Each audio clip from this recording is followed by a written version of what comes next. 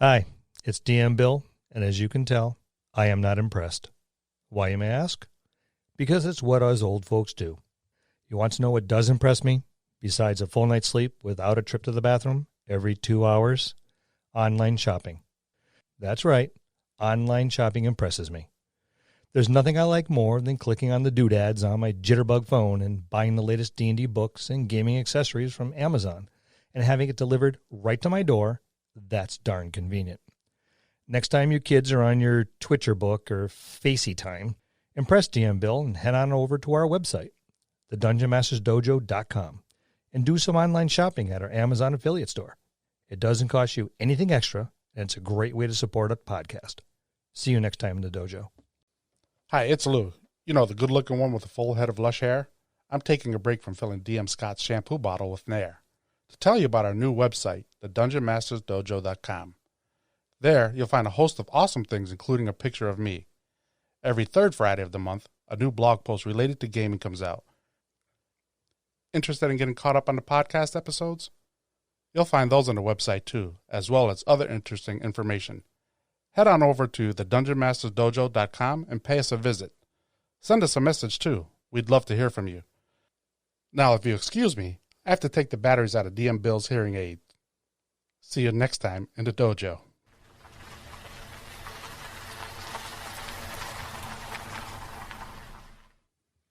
Scott, where are we? Scotland. This is not Scotland. I've been to Scotland.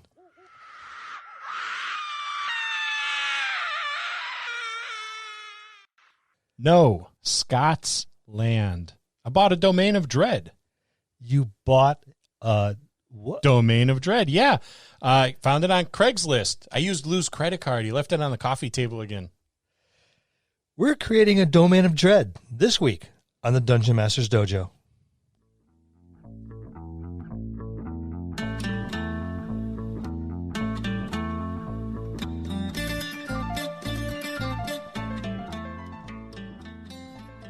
Hello, and welcome to another episode of the Dungeon Masters Dojo podcast. This is a show for game masters and players alike. We hope to bring you tips and tricks to elevate your game and develop the art of dungeon mastery. I'm your host, Louis Aponte, and these are your Dungeon Masters, Scott Labby and Bill Robitaille. Let's enter the dojo and see what they have in store for us today.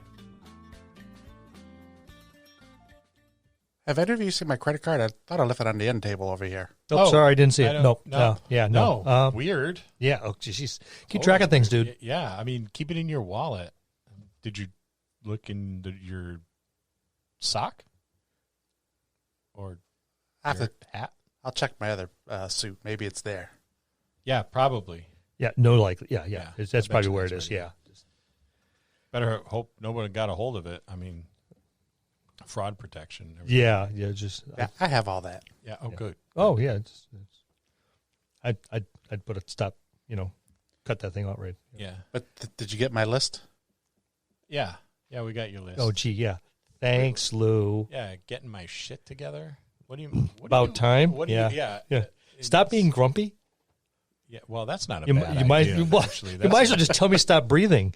Yeah. Well, he told me that last week too. Apparently, my breathing bothers him when he edits. Sorry. This is a big week for us, huh? It is. This is like 1 year of podcasting. It's monumental. Yeah, I mean, who would have thought that anybody would want to hear us talk about anything at all? I know Lou's pretty sick of us, but we ignore him anyways. Yeah, so. I mean, I don't know why. I think we're pretty great. Awesome comes the word. Yeah. Yeah. We're awesome.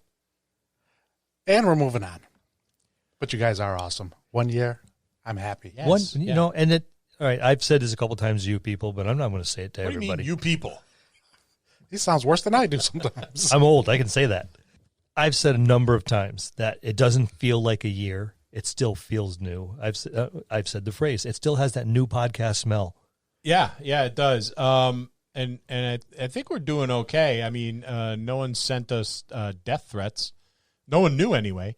I get those all the time, usually from the neighbors. think, thank you everybody for listening and being supportive. We made some awesome friends along the way that have been super supportive to us in this. The D20 to Curtain folks. Yep. Aaron and Jared over at Level Up Your Gaming Podcast. Zach and his crew over at Bite Size Gaming. There's the Fool's Quest crew. Fool's Quest. And 307. 307. You're supposed to be like hanging out with them. Yeah, I'm going to be hanging out with them in another week or so. Oh, that's cool. That's cool. Dave over at Retro RPG Reviews. Scott Legault. Yep. The Nerdarchy guys. Nerdarchy. Yeah, David Dead. DM Scotty. Matt Fillion. Visited Matt. Matt, my new favorite author. I don't. Did we get everybody? No, Mr. Johansson. How could we forget the quintessential 80s action hero himself? Because he supports psionics. Hudra Matthias Johansson, the one and only. Thanks everybody for being supportive, and we made some awesome... Thank you for being our friend. Yeah.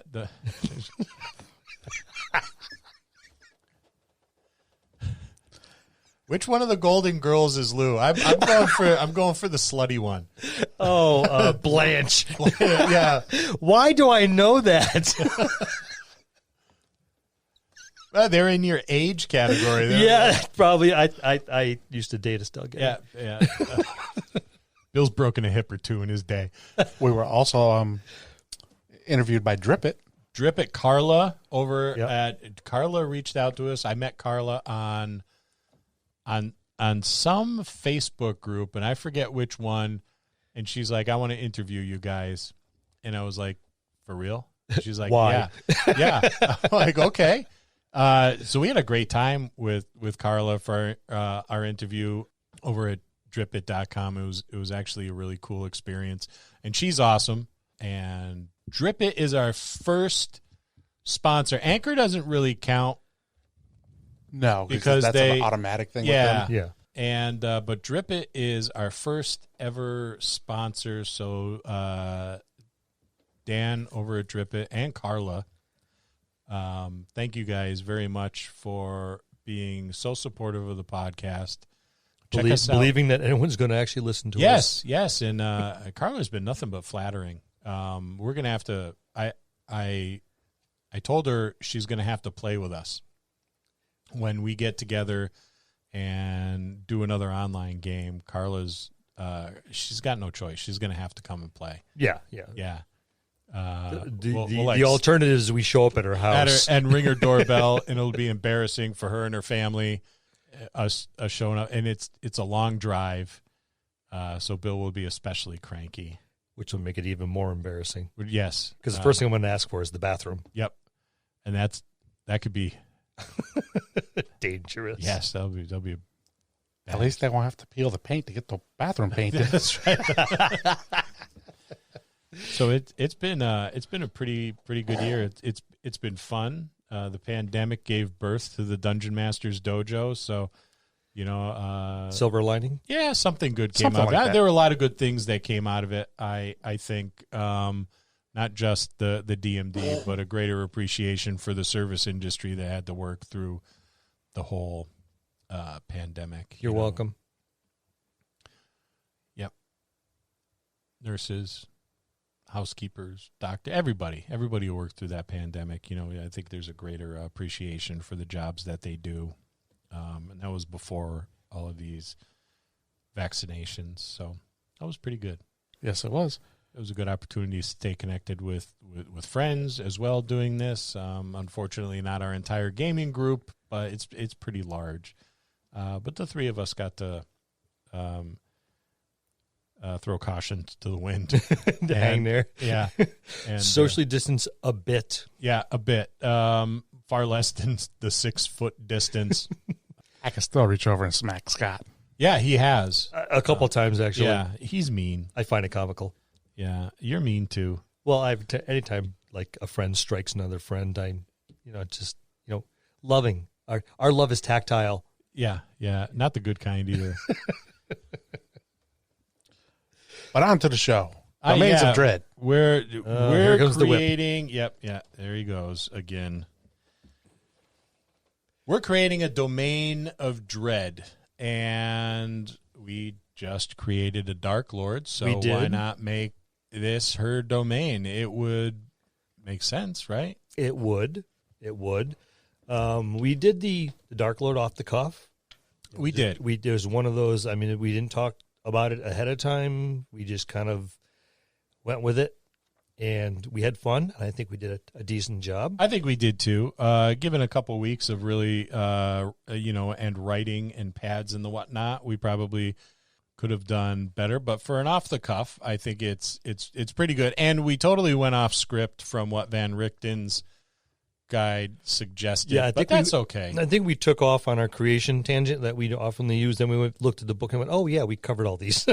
Yeah, and the stuff that guide that they put in here on how to create a Dark Lord, I think is really good for a relatively new DM, someone who's doesn't have decades of experience. Actually, I think it kind of comes in handy even for someone that does have a little experience. So if we go off script on this one, which we're going to. I mean, it's just going to happen. Forgive us. Yeah, forgive us. This is what happens when old men start talking. That's right. We don't have to follow all these rules. We're old. In my case, I can't see most of them. That is true. They don't have large print Wizards of the Coast books, which is a shame because what's going to happen when we're in the home? Audiobooks. Audiobook, yeah, and providing we can hear still. Well, you can always do what I do at home.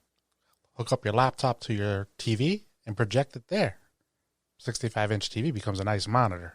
You don't have people that just read to you while you're being fed grapes. I give them a little break every now and then.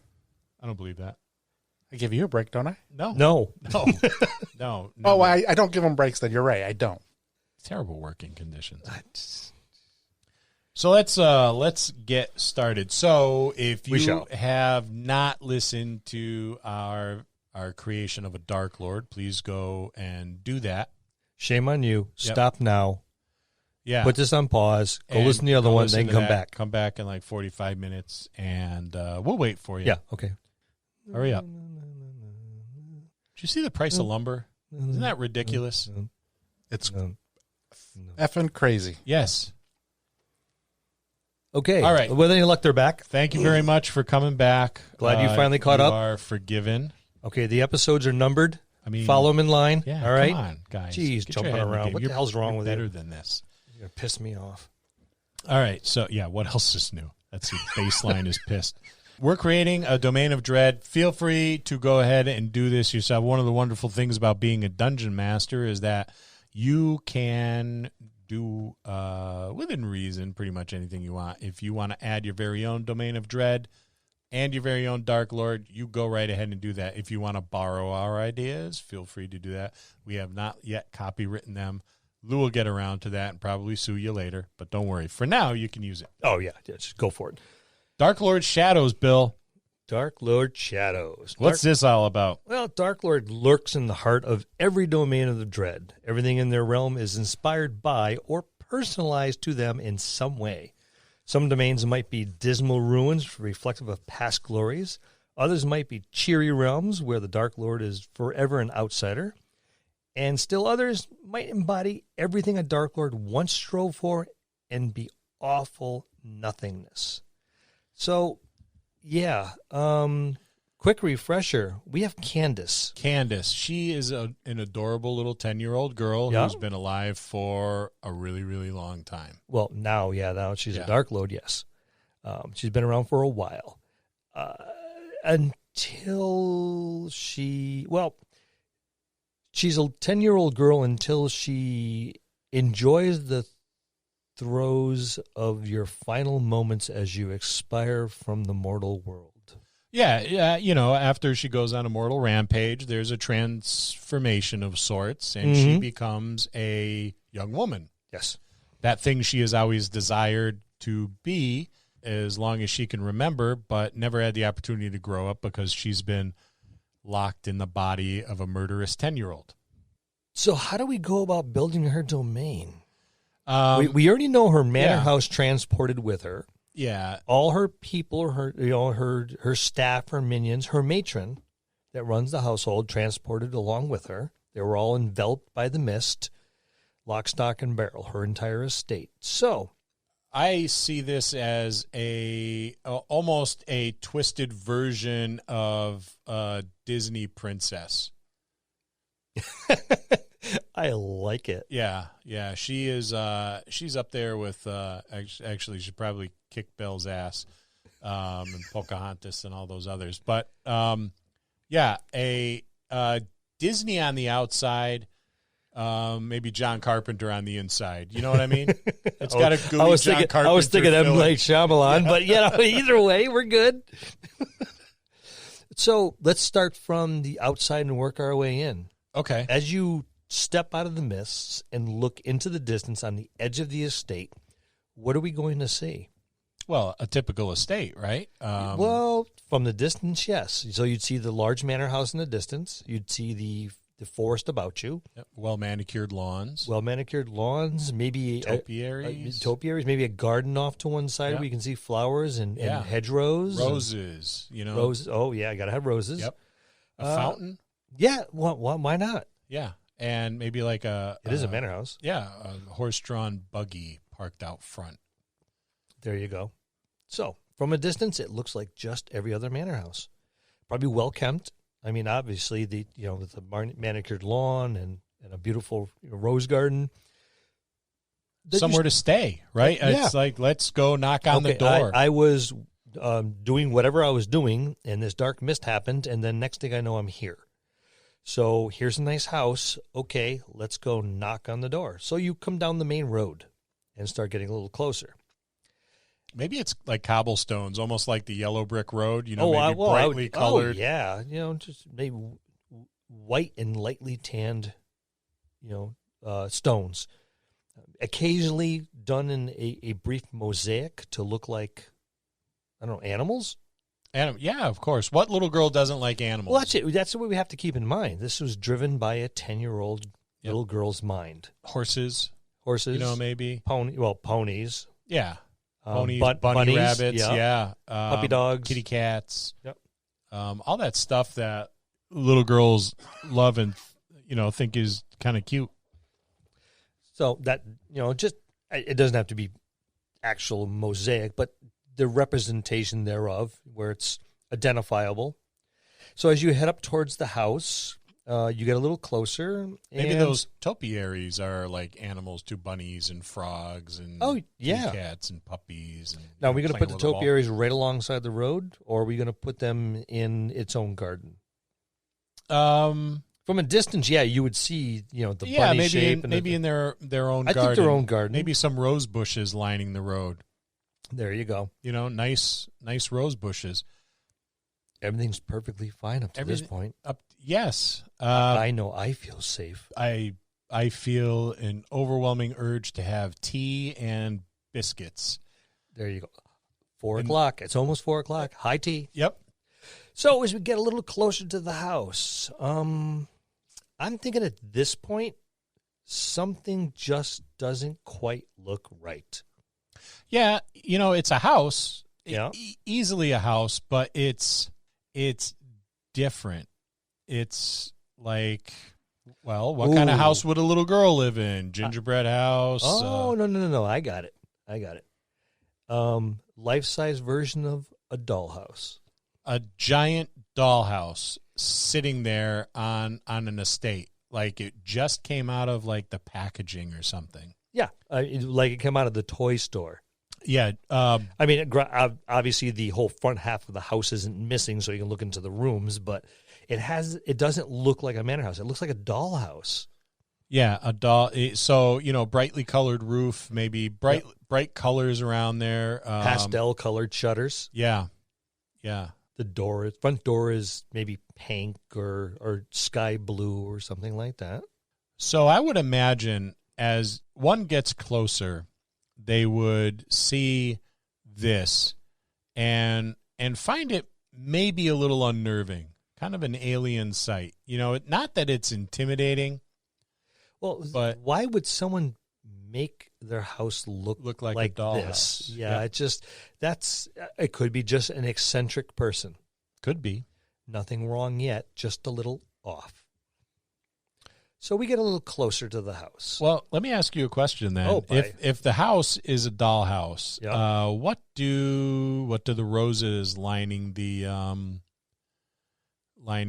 walkway look like then? Because certainly they wouldn't be, I don't know, roses. Good They would question. look like maybe something that's like one solid piece with like A teacup. a teacup. Maybe they look like teacups. The roses look like The roses. the flowers themselves. The flowers themselves look like little teacups. Cute, but there must be a sinister purpose behind it because, well, it's a domain of dread and it's a dark lord that lives here. So, Ooh. Okay. Let's see if someone goes and actually tries to pick one of the flowers. maybe the roses are white, but some of the roses are red. The ones that are red Yeah. are full of blood. The ones that are white have not yet drank, but maybe if one were to scrutinize these roses, they would see small bones, like from a rabbit or some other small animal. Maybe there's an entire hedgerow of these bright red roses, and there's a body underneath them. Yeah, you could just make out the bony hand with just a little flesh still on it. Maybe a boot A here and boot there, here, a you know. ring Yep. there. A hip bone, maybe a slightly exposed skull with just the eye socket. Well, what about this? I know you guys said like there was puppies, small animals. What happens when the animals mature? They get brought to this place. Same thing with people. Once they hit a certain age, they get brought to the roses, and the roses Oh yeah, feed. a dog is not. A dog is obedient, but it's not cute. Right. Yeah. A puppy's, a kitty, a little kitty kitten is nice and cute, but when it's a cat, they get vicious and they scratch and they hiss at you. And So maybe she passes judgment on her citizens, and those that she has that have displeased her, she will simply say, "You have to go to the garden," and that's terrifying because I'm sure it's not a quick process. It is, being thrown to the rose bushes, and they attach themselves to you, much like a mosquito's proboscis. Yep. yeah, there you And- go, with all those thorns. Yeah, and it wraps around you, and each the thorn is like thorns one of those. hold you, Yep. so you can't leave. They dig into you like the proboscis of a mosquito, and you can actually see them pulsate as they're drawing the blood in and swallowing the blood. Little by little, it wouldn't be a quick death. It would not be a quick death because that would be too kind for a domain of dread. True. You would sit there for days. Slowly Maybe a being week. insanguinated. Yes. So there's our rose garden. It's beautiful. So let's move down the road a little closer to the house, shall we? Why not? All right. So we've passed the hedgerow of roses along the road and realized, let's not pick those. As we get a little closer off to the right-hand side, we see a beautiful topiary garden. That's the bunnies and kitties and puppies and the whatnot. Yes, but in large, and maybe people as well. Yeah. The one holding an umbrella, where umbrella has been propped up into the bush. Someone maybe watering, holding a watering Okay. jug. Yep, another one holding a teapot with over a table full of teacups. So we get a little closer to our topiary, and Something's not right. you catch. Well, there's a pony over there. This pretty little pony. Of course, little girls like ponies. I We love already ponies. established that. As you walk around at your perspective, because the angle changes a little bit. At one point, that nice little pony, you look again, and the mouth is slowly agape, and you'd swear the vines are forming teeth within the pony's mouth. Ponies don't have teeth. Exactly. And there's maybe a flower that's just set inside the greenery, and you look, and there's this one red flower where the eye would be, just for a fleeting moment. And you take one more step, and that vision has disappeared, and it once again looks like just a plain little old pony. Yeah, it's from the angle you look at. Mm-hmm. You know, or maybe you just stop and you have to look at it again. I would guess that there might be an overwhelming feeling that you're being watched. Oh, all the time, like from everything in here. You might even hear a rustle, as if some of them are even moving, maybe tilting their head just a little bit to get a better look at you. But as you look, I mean, nothing seems to have changed. Or has it? So the people that look like they're doing fun and enjoyable things, you know, gardening or pouring tea, I would imagine we would experience something very similar to our pony experience, only perhaps they would be, from a certain angle, they would look very sad or hopeless, and then you would pass by and it's like they're almost featureless, like any other topiary would be. Mm-hmm. Almost give you the impression that they're prisoners in the garden and not just simple bushes trimmed to look like something. I like it. All right, so Topiary of Doom. Well, we can come back and revisit them later on. Yeah. I know I could do a lot with that. Let's go inside. Let's. So when we walk up the steps, the first thing you notice is there is a large, life-sized statue of what you would imagine a butler, but it is almost like a giant doll standing outside the door. A little off-putting, especially when you get closer and you realize that the eyes follow you and it greets you. Ooh, I like where you're going with this. It's not a fully articulated doll like the G.I. Joes or the Mego dolls we grew up playing with. Not an action figure by any stretch, but almost like Ken. You know, there's no joints or anything. There's no facial expressions. It's almost like a mannequin that is dressed up. Only it's not really wearing clothes. It's all like one molded piece, a giant doll with like a giant wooden doll, not very articulated, and the clothes have been painted upon it. Yes. And it will speak, although its mouth will not move. It just opens. Yes. I like that. And there's your butler, and the door will open, although the butler will not touch the door.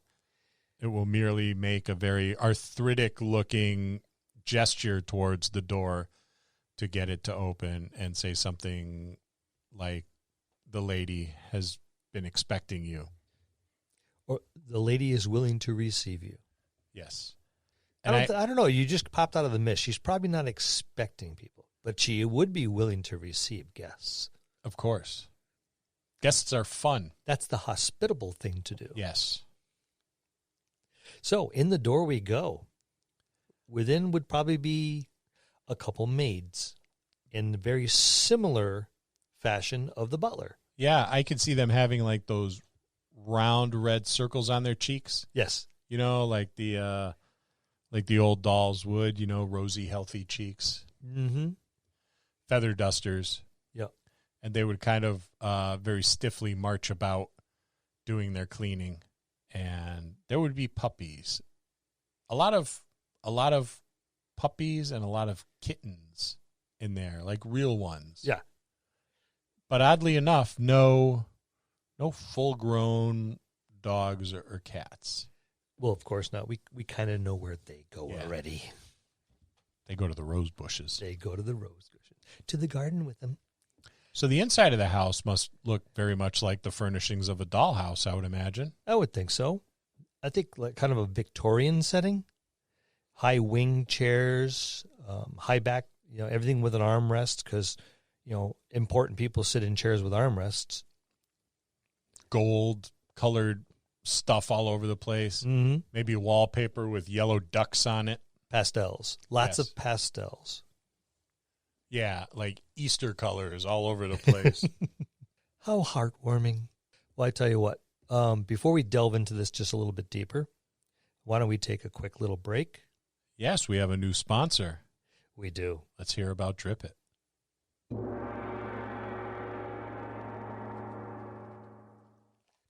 Let's talk about this week's sponsor. Drip It is an online gaming magazine that focuses on the gamer, not just the games. Join the discussion of Dungeons & Dragons and other tabletop role-playing games, retro gaming, classic gaming, and all those great games that don't get enough attention. Drip It calls itself an inclusive gaming roundtable. Yes, just like King Arthur's Knights of the Round Table. Regardless of who you are or what you're playing, you are equally deserving of the respect owed to all who do battle in the world of gaming. Check them out at drippit.com. That's DRIPPIT.com.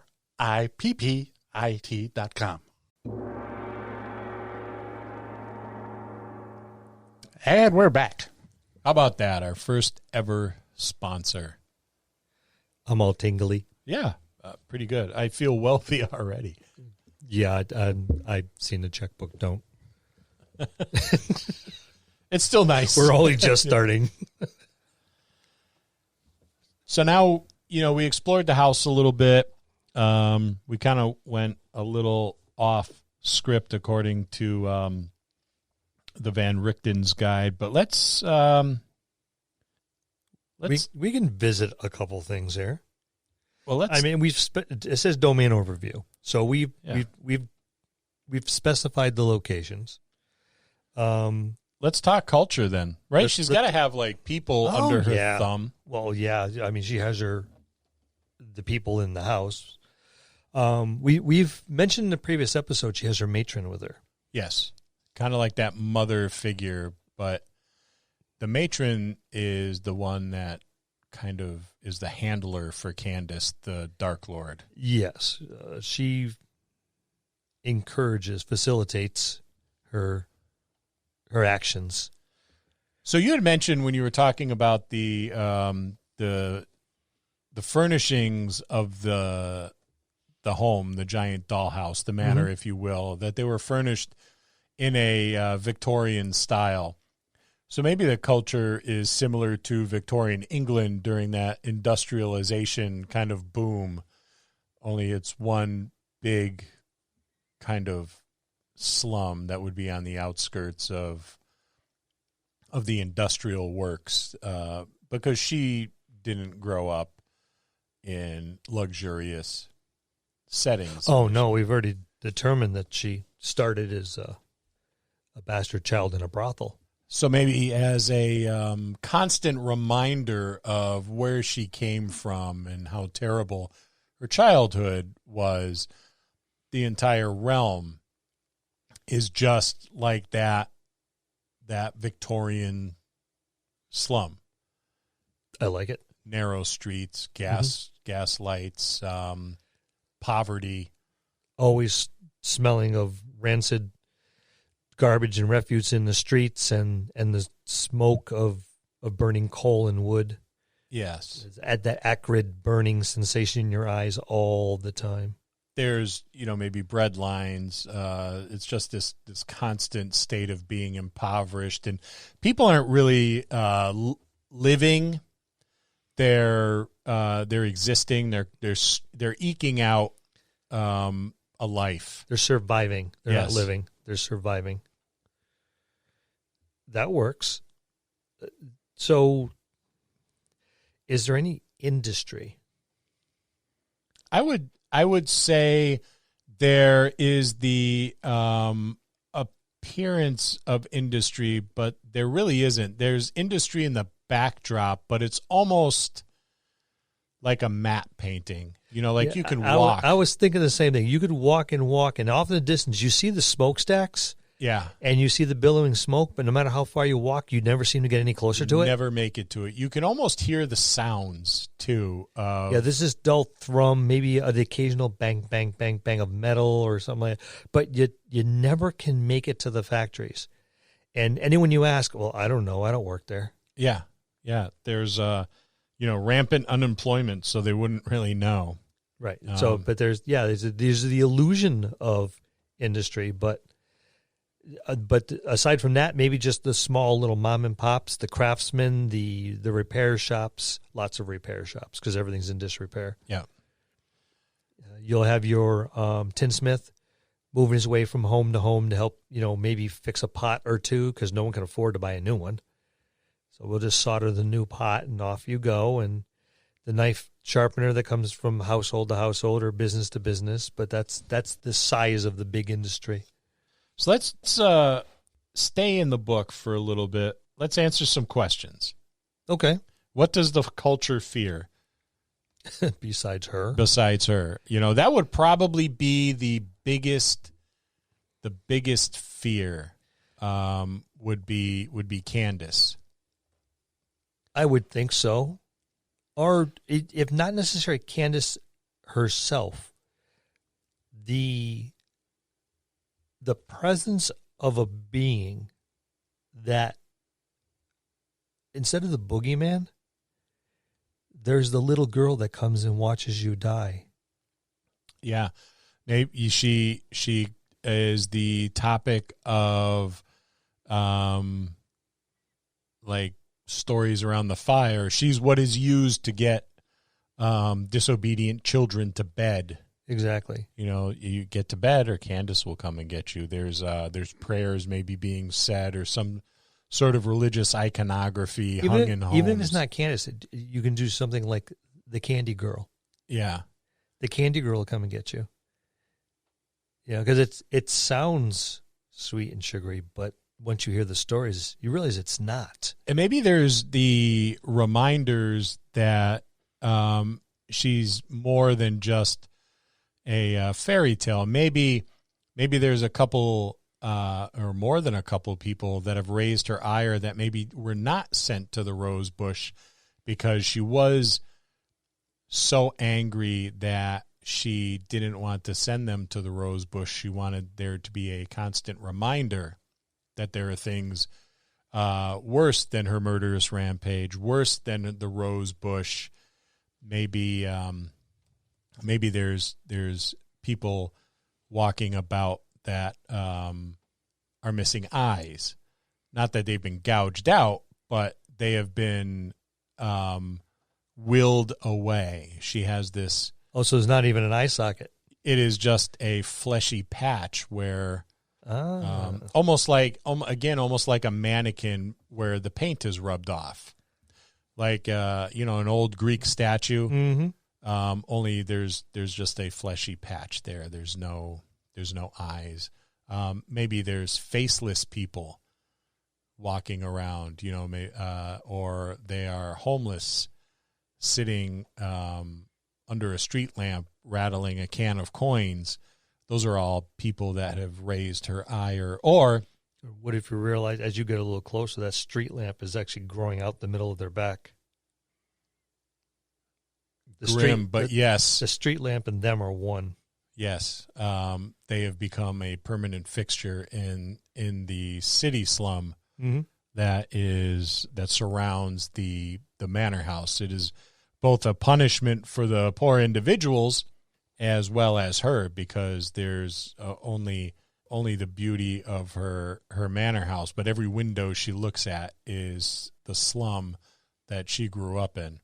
Maybe there's even that brothel that she grew up in. Maybe it's called the Bleeding Building because at the same time every year, the anniversary of her murderous rampage, there's blood that weeps out the windows and the doors. And no one lives there, no one that you know of. It's an all apparent, it's an empty building. It probably looks a little bit more run down than everything else, or maybe it doesn't look run down. Maybe it looks just fine, which makes it stand out even more. It's fresh in her memory, a constant reminder. Yep. So there you go. So there's a little bit to be afraid of. So what would this culture consider taboo? Prostitution, perhaps? Well, definitely, because you can't have that. What else? What else would be considered taboo?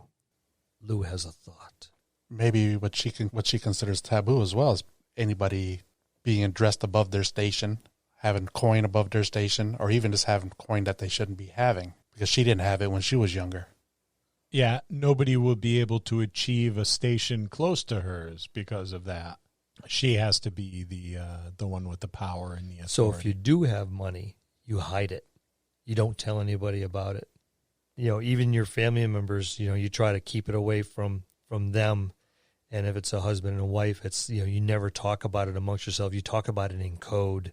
And that's even if you do talk about it because you don't know if your family member is going to turn you in. That's why I to say try to gain favor. You're talking about it in code, so maybe this is a way we can get out. If we may be able to save enough, we can hire somebody to get us away from here, not realizing you really can't get away from here. And that's a decent setup for a good adventure. Is that premise itself? Mm-hmm. And what is scarce, and how do inhabitants compensate for the scarcity? Sunlight, I would imagine, would be scarce. Well, I don't know. I mean, to be able to see everything in the day's light and realize it doesn't look any better in the daylight than it does at night. I can't see it being bright. I can see, colorful. Except maybe her particular area where it's green and bright and there's sun and it.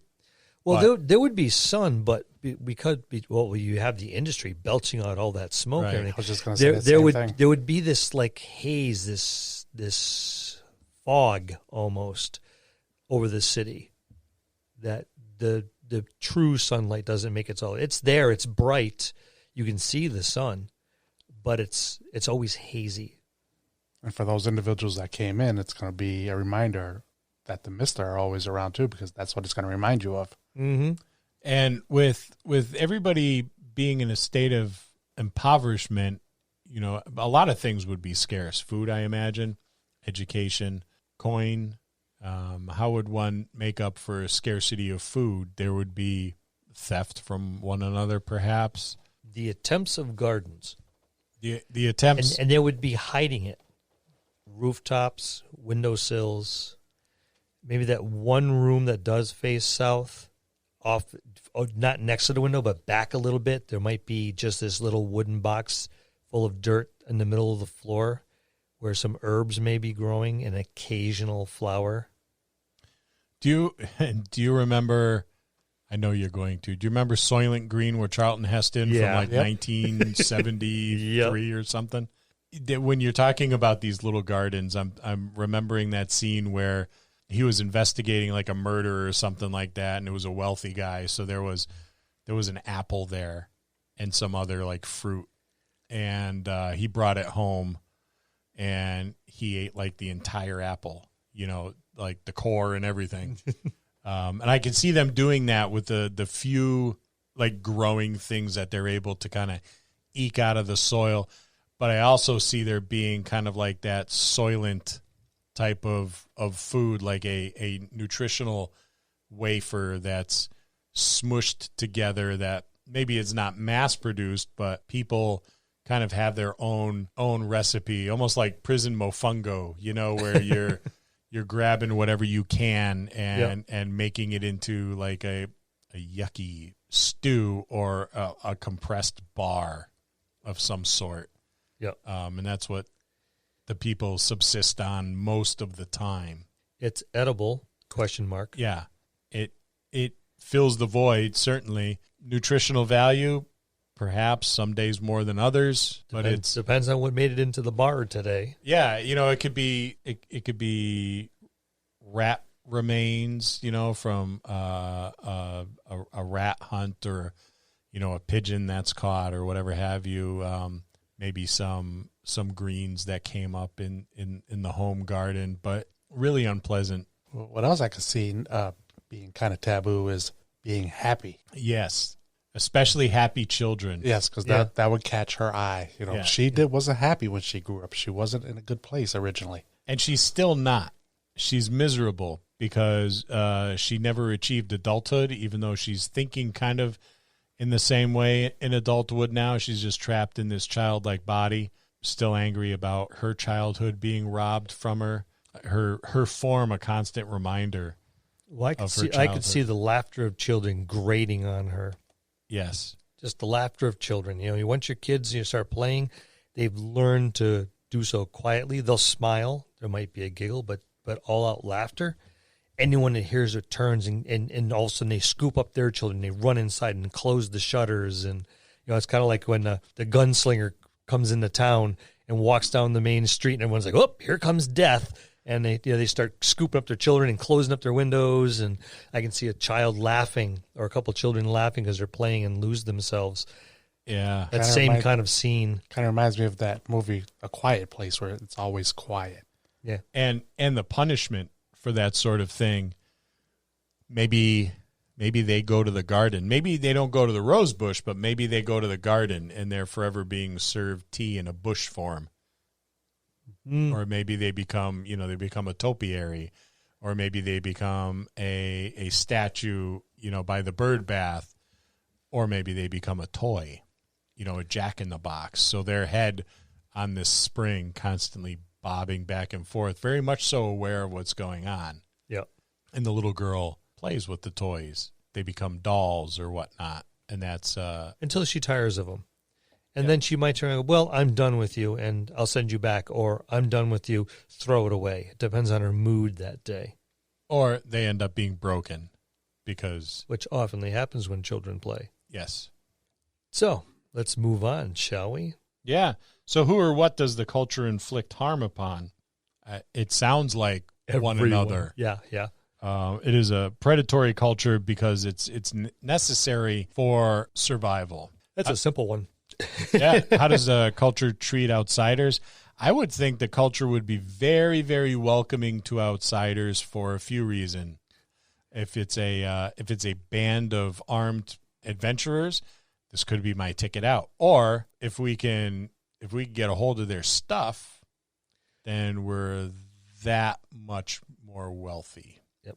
Oh, or if they're here, Candice is paying attention to them and not us. Yes. So we have momentary freedom while she's being entertained or being pissed off by this band of new people. No matter what it's 2, 3, 4, 12, doesn't matter.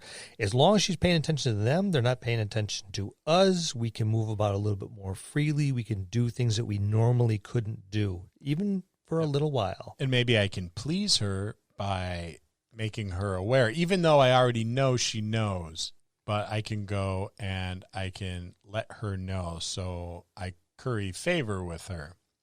So maybe me or my children won't become a toy or end up in the a garden. lamppost. Good one.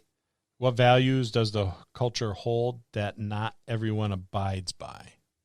Well, I would have to think, we already said that people are going to be hiding coin, hiding wealth to maybe be able to pay off some of these adventures that come in to get them out. Even if it's just, all right, you got in, show me the way out, and I'll give you everything I have. Or if they look powerful enough, perhaps maybe, just maybe, they have a chance of doing her in. And I think we already answered this. How is the culture exaggerated, a parody, or otherwise unrealistic? Well, it's... Yeah. And how does the culture prevent change? The culture appears to be a giant playset for Candice. Yes. Well, it's stagnant. There is no opportunity for change, so that makes it very easy not to change. You are dolls in the playset, and you are nothing more than a plaything. You just happen to be alive, lucky or unlucky. I guess it depends on what your view is at that time. And what is the general attitude towards the Dark Lord? I think fear. There's probably a healthy dose of loathing, and probably a dabble of terror. Yeah. Especially when you're young. Yes. If you're young, it's not fear, it's terror. Because everything I do, I have to be. You have adult-like values and expectations put on you from the moment you can understand the words yes and no. Much like the burden that she felt when she was a new child. Mm-hmm. It is the same burden that the youth of her domain now have to carry. Yep. Because of that. Pretty pretty nice little checklist of questions for a DM to answer. And well, it's nice because it helps flesh out the world around the domain. Because we've built the domain lord. Now this helps flesh out the area around the domain lord. So that's nice. I like that very much. Not that I would use a lot of these, but I've been doing this for a while. But this, I think, is fantastic for a brand new DM or even someone who's moderately experienced, and someone who's been running games as long as we have, I'm sure could get benefit certainly from this outline for. I can see your experienced game masters that aren't used to this genre. Yes. Yeah. It'd be very, very helpful. So you may have, a good amount of game master chops about you, but you haven't played with this kind of horror genre. Yeah, and that's a good point too. Most of us, I would venture to guess, have done the fantasy stuff. Yeah, fantasy and high fantasy seems to be the bread and butter. Horror is a different beast entirely. Much different approach to things. There's a lot more moving parts, I think, that you have to be mindful of. And with that being said, I don't think you can really create a domain of dread in an hour-long episode. I wholeheartedly agree. I think perhaps, just maybe, we need to break this up in 2 pieces. I think you're right. And that's our look beyond the mist of Ravenloft and creating a domain of dread. See you next time in the dojo. That's going to conclude this episode. Thanks for tuning in and listening.